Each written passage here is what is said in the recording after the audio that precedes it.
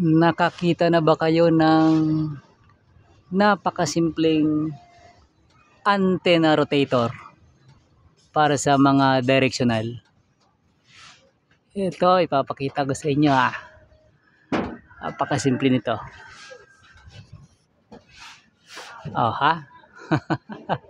Bibitinin ko muna kayo. Iikot ko muna to. Ayan. Kaya lang manual siya, ha. Okay.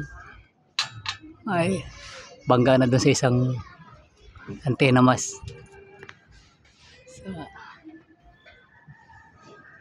red antena. Dito mas kabila. Bangga din doon sa isang antena. Okay. Pero at least ecotator din ito. Manual nga lang. Diba? So, napakasimple lang.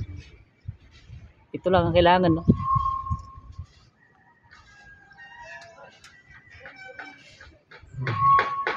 Yan lang ang kailangan.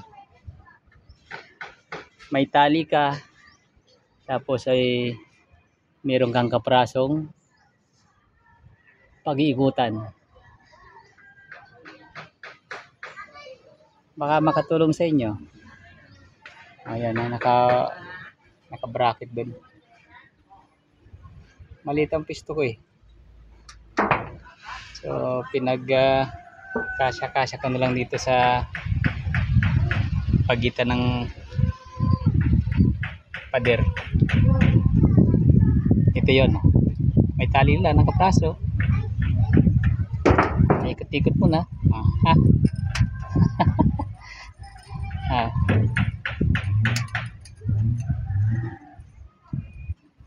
Okay. Tapos, suklutan ng tubo. Ganyan lang.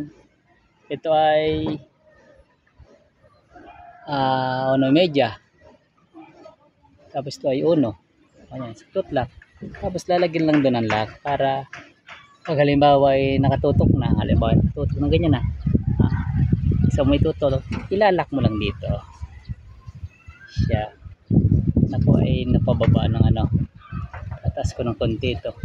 Sumabit dito. Ayan, ilalak na lang dito. Okay, tatas ko ng konti, sumabit. So ganun lang. Luwag-git. So ayun, nagkaroon kayo ng ideya kung paano ang paggawa ng manual rotator. Ayan. Ganun lang kasimple.